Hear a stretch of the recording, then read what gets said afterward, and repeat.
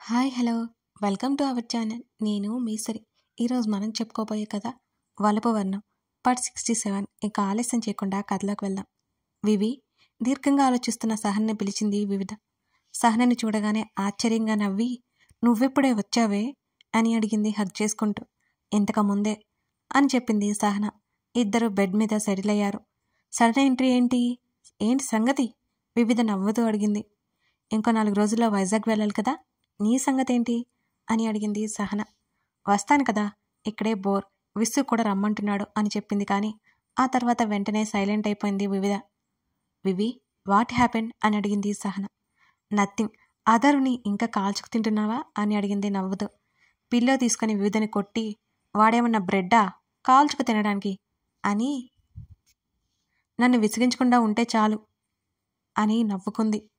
ఏంటో తెగ సిగ్గుపడుతున్నా, ఏంటి సంగతి? కళ్ళెగరేసింది వివిధ. నోరు ముయ్యవే అని చిన్నగా కసిరింది సహన. వివిధ నవ్వింది. విశ్వ నుండి కాల్ రావడంతో నవ్వడం ఆపేసింది వివిధ. ఎవరే, లిఫ్ట్ చెయ్యి అంది సహన. పర్లేదులే, తర్వాత మాట్లాడతా అని అంది వివిధ. మళ్ళీ ఫోన్ రావడంతో వివిధ చేతుల నుంచి ఫోన్ లాక్కొని చూసింది సహన. డిస్ప్లే మీద విశ్వ నేమ్ స్క్రోల్ అయింది. విసు కాల్ చేస్తున్నాడు, లిఫ్ట్ చేయవే అంది. కాల్ లిఫ్ట్ చేసింది. వివి అన్నాడు విశ్వ. స్పీకర్ ఆన్ చేసింది సహన. వివి మళ్ళీ పిలిచాడు. హా చెప్పు అంది వివిధ. ఆర్ యు ఓకే అని అడిగాడు. చెప్పు అంది వివి. ఏమైంది వివి, డల్గా ఉన్నావు? అదేం లేదు విసు, సహన వస్తే మాట్లాడుతున్నాను. వీడియో కాల్ చేశాడు. యాక్సెప్ట్ చేసింది సహన. హాయ్ రా అంది వివిధ. నువ్వెప్పుడు వెళ్ళావు అని అడిగాడు సహనని చూస్తూ. ఇంతకు ముందేరా నేను అదర్ వచ్చాం అని అంది సహన. ఎప్పుడు మీరు వైజాగ్ వచ్చేది అని అడిగాడు. మీరు మాట్లాడుతూ ఉండండి, నేను ఇప్పుడే వస్తాను అని చెప్పి అక్కడి నుంచి వెళ్ళిపోయింది వివిధ. వివిధ, ఏమైంది, సరిగ్గా ఉన్నట్లు అనిపించడం లేదు అన్నాడు విశ్వ. బానే ఉంది, అది సరే నీ ప్రేమ విషయం వివికి ఎప్పుడు చెప్తావు డైరెక్ట్గా అడిగేసింది సహన. ప్రేమేంటి అన్నాడు కంగారుగా. నా దగ్గర దాచాలని చూడకురా అంది సహన. అదేం లేదే అన్నాడు. ఇంకా అబద్ధాలు చెప్పుకురా, నాకు తెలుసు నీ గురించి. వివికి తెలియదేమో గాని నేను ఆ మాత్రం తెలుసుకోలేనా అంది సహన. మౌనంగా ఉన్నాడు విశ్వ. నిజమే కదరా అంది సహన. అవును అన్నాడు. మరి చెప్పొచ్చు కదరా దానికి. ఏం చెప్పాలి? నీ ప్రేమ గురించి చెప్పు. తనే సిచ్యువేషన్లో ఉందో తెలుసు కూడా చెప్పమంటావా అని అడిగాడు విశ్వ. అదే అంటున్నాన్రా, తన ప్రేమ తనకి దక్కదు, నీ ప్రేమ తనని నార్మల్ చేయి అంది. చిన్నగా నవ్వాడు విశ్వ. నవ్వుతావేంట్రా అయోమయంగా అడిగింది సహన. ఇక ఆ టాపిక్ వదిలేయ్ అన్నాడు. అదేంట్రా అలా అంటావు, చెప్తావా లేదంటే నన్నే చెప్పమంటావా అంది బెదిరింపుగా సహన. అప్పుడు కానీ నా ముఖం జన్మలో చూడదు అన్నాడు విశ్వ. విశ్వ అంది సీరియస్గా. నిజమే చెప్తున్నాను సహన, వివి అంటే నాకు ప్రేమే, ఇంకా అంతకంటే ఎక్కువ అని చెప్తాను. అలాగని వివిధ మీద ఏమంటారు? తనున్న సిచ్యువేషన్లో అడ్వాంటేజ్ తీసుకోవాలని అనుకోవట్లేదు, అదంతా కరెక్ట్ కూడా కాదు అన్నాడు విశ్వ. ఇలాగే ఉండరా, ఎప్పటికీ ఇలాగే ఉండు. ఈలోపు అది ఎవరినో ఒకరిని పెళ్లి చేసుకుని వెళ్ళిపోతుంది, అప్పుడు కూర్చొని ఏడుద్దు గాని కోపంగా అంది సహన. ఎవరిని పెళ్లి చేసుకున్నా తను సంతోషంగా ఉంటే చాలు అని నవ్వాడు విశ్వ. నీకు చెప్పలేం, ఎలాగో తగలేడు విసిగ్గా చెప్పి కాల్ కట్ చేసింది సహన. విరక్తిగా నవ్వుకున్నాడు విశ్వ. అర్జున్ చేతులు 2 క్షణాలు తర్వాత ఆకృతిని చుట్టుకున్నాయి. అతని తల ఆమె భుజం మీద వాలింది. అతని పట్టు ఇంకాస్త బిగుతుగా మారింది. ఆమె ముఖంలో నవ్వు, ఆమె కంట్లో కన్నీరు ఒకేసారి వచ్చాయి అతని చెయ్యకి. కొంత సమయం కాలగమనంలో కలిసిపోయింది. వాన ఇంకా ఎక్కువైంది. సన్నటి చీకట్లు ఇంకాస్త ఎక్కువైపోయాయి. చుట్టూ ఎవరున్నది అని పట్టించుకోలేదు ఇద్దరు. నన్ను క్షమిస్తావా అని అడిగింది అలాగే పట్టుకుని ఆకృతి. క్షమించను అన్నాడు. ఆమెని అతను వదల్లేదు. ఇంకాస్త దగ్గరికి లాక్కున్నాడు. క్షమించాలంటే ఏం చేయమంటావు అని అడిగింది దూరం జరుగుతూ ఆకృతి. ఆమెను చెంత నుంచి వెళ్ళనివ్వకుండా ఇంకాస్త దగ్గరికి తీసుకొని, భరించలేనంత ప్రేమ కావాలి, ఇస్తావా అన్నాడు అర్జున్. అని ఏడుపు గొంతుతో నవ్వింది. మళ్ళీ ఆమె, భరించలేనంతైనా భరించాలి తప్పదు అంది ఆకృతి. నేనెప్పుడూ సిద్ధం అని అర్జున్ అన్నాడు. ఆమె నవ్వింది. ఇంకేం మాట్లాడలేదామె. అతని ఎదసడి వింటూ అలాగే ఉండిపోయింది. వాన వెలిసింది. దెయ్యం అన్నాడు. చిన్నగా పలికింది. అందరూ మనల్నే చూస్తున్నారు అర్జున్ అన్నాడు. మళ్ళీ అంది. ఆమె దూరం జరగలేదు. ఆమెను దూరం జరపాలని చూశాడు. అతని మెడ చుట్టూ చేతులు వేసి ఇంకాస్త గట్టిగా హత్తుకుంది. నీకేం వచ్చినా తట్టుకోలేమే బాబు, అర్జున్ నవ్వుకుంటూ చెప్పాడు. బావా? చెప్పు. సారీ అంది మరోసారి. మళ్ళీ ఎందుకే? రియల్లీ సారీ బావా. అతని ఎదలో ముఖం దాచుకుంది ఆకృతి. వదిలేవే అన్నాడు అర్జున్. నా వల్ల కావట్లేదు బావా, నేను చాలా బాధ పెట్టాను. ఇంకాస్త గట్టిగా ఏడ్చింది ఆకృతి. నాతో పాటు నువ్వు కూడా బాధపడ్డావు కదా. ఆమె ముఖాన్ని చేతుల్లోకి తీసుకుని ఆమె ముఖం ముందు రేగిపడిన జుట్టంతా సరిచేస్తూ చెప్పాడు. అంది చిన్నగా. చీకటి పడిపోయింది, ఇంటికి వెళ్దాం పదా అన్నాడు. అతనితో పాటు నడిచింది. అరే మర్చిపోయాను, బైక్ పంక్చర్ అయింది అని అన్నాడు అర్జున్. అందుకేనా ఇక్కడే ఉన్నావు? ఆకృతి అడిగింది. బైక్ పంక్చర్ కావడం మంచిదే అయింది.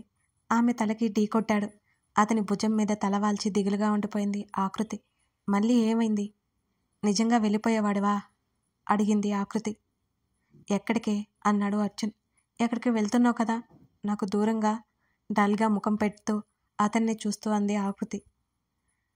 మరి వెళ్ళిపోవాలి కదా, అసలే నా మీద బాగా కోపంలో ఉన్నావు అన్నాడు అర్జున్. నాకు నీ మీద కోపం ఏమీ లేదు, ముఖం నల్లగా పెట్టుకుంది ఆకృతి. మరిన్ని ఇన్ని రోజులు చూపించిన దాన్ని ఏమంటారో అర్జున్ అన్నాడు. నిజంగా నీ మీద నాకు కోపం ఏమీ లేదు. మళ్ళీ కన్నీళ్లు పెట్టుకుంది ఆకృతి. నువ్వు మళ్ళీ ట్యాప్ తిప్పకి, నేనేదో సరదాగా అన్నాను అని అర్జున్ కంగారు పడ్డాడు. అంది మళ్ళీ. ఇవాళ నువ్వు వెళ్ళిపోయావని చెప్పింది అత్త. నువ్వు ఇంటికి వెళ్తున్నావు ఆకృతి అడిగింది. నేను రేపు వెళ్ళేది. ఇవాళ అశ్విన్ గాడు ఇంటర్వ్యూకి వెళ్తుంటే స్టేషన్కి వచ్చాను బదిలిచ్చాడు అర్జున్. రేపు వెళ్ళిపోతున్నావా? అతని చేతిని గట్టిగా పట్టుకొని నడవడం ఆపేసింది ఆకృతి. అప్పుడంటే వెళ్ళిపోదాం అనుకున్నాను, ఇప్పుడు ఎందుకు వెళ్ళాలి? అసలు వెళ్ళను నిన్ను వదిలి అన్నాడు. వెళ్ళొద్దు బావా, నిన్ను రోజు చూడకుండా నేను అసలు ఉండలేను ఆకృతి చెప్పింది. వెళ్ళట్లేదు సరేనా? ఇప్పుడైనా ముఖంలో కాస్త నవ్వు చూడొచ్చా నేను అని అడిగాడు అర్జున్. వస్తుందిలే మెల్లిగా అంది ఆకృతి. ఫోన్ తీసి క్యాబ్ బుక్ చేశాడు. బైక్ మెల్లిగా నడిపించుకొని స్టేషన్ దగ్గర పెట్టాడు అర్జున్. అలా రోడ్డు మీద ఒకరి చేతిలో మరొకరు చేయి వేసి నడవసాగారు. అంతా కలలా ఉంది బావా అంది రోడ్డు మీద వాళ్ళిద్దరి నీడల్ని చూపిస్తూ. నాకేం అలా అనిపించడం లేదు అన్నాడు అర్జున్. చిన్నగా నవ్వింది. దెయ్యం, ఎంత విసిగించావే అని అన్నాడు అర్జున్. దిగులు నిండిన కళ్ళతో అతని వైపు చూసింది ఆకృతి. మళ్ళీ ఏదోలా అయిపోకే బాబు, ఇంకా నేను ఏదో ఎక్స్పెక్ట్ చేశాను తెలుసా అన్నాడు అర్జున్. దేని గురించి అయోమయంగా అడిగింది ఆకృతి. నీ ప్రపోజల్ గురించి.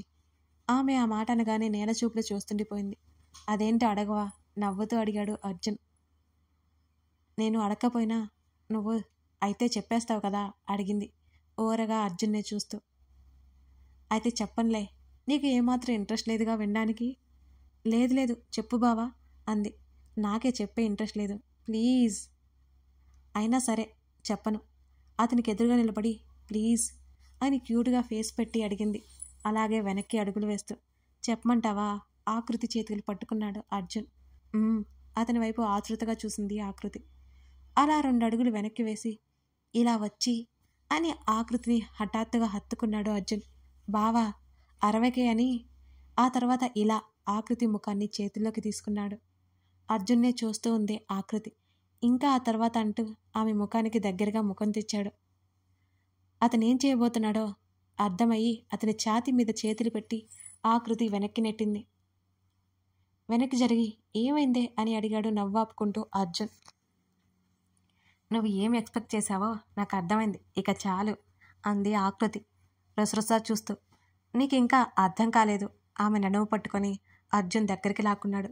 బావా ఇది రోడ్ అని గుర్తులేదా నీకు? ఇందాక నీకు గుర్తులేదా? అప్పుడు వేరు ఇప్పుడు వేరు అంది అర్జున్ని ఓరగా చూస్తూ. అప్పుడు ఇదే ప్లేస్, ఇప్పుడు ఇదే ప్లేస్, ఇంకేం తేడా బావా అంది చిన్నగా. చెప్పు అన్నాడు అంతే చిన్నగా. వదులు బావా. వదలాలి అని లేదు మామయ్య అంది. టక్కున వదిలేశాడు అర్జున్. ఆకృతి నవ్వింది. ఆమె అలా నవ్వుతుంటే అతనికి ఇప్పుడు ప్రశాంతంగా ఉంది.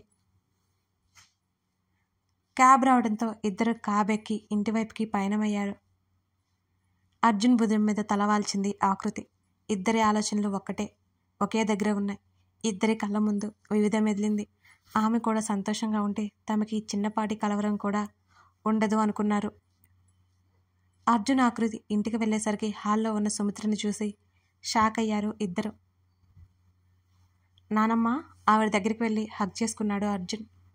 ఆకృతి కూడా మెల్లిగా వెళ్ళి ఎదురుగా నిలబడి పిలిచింది.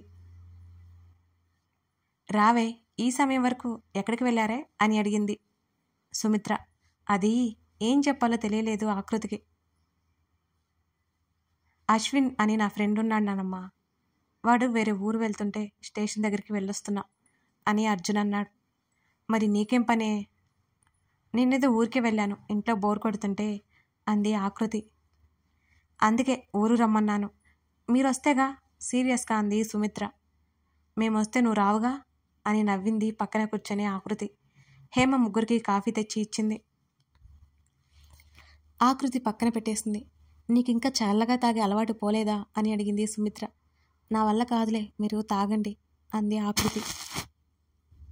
ఆకృతి అర్జున్ ముఖంలో కనిపిస్తున్న ప్రశాంత్ చూసి హేమ మనసు కాస్త కుదుటపడినట్టు అనిపించింది. ఇద్దరూ కలిసి ఎప్పుడు చెప్తారో అని అనుకుంది మనసులోనే. నానమ్మ, సడన్ సర్ప్రైజ్ ఇచ్చావు, ఏదైనా విశేషమా అడిగాడు అర్జున్.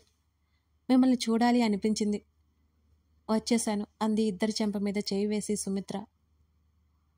మళ్ళీ ఆవిడే, వెళ్ళండి, వెళ్ళి స్నానాలు గట్రా చేసిరండి, ఇవాళ నేనే వండి పెట్టాలి మీకు అంది సుమిత్ర.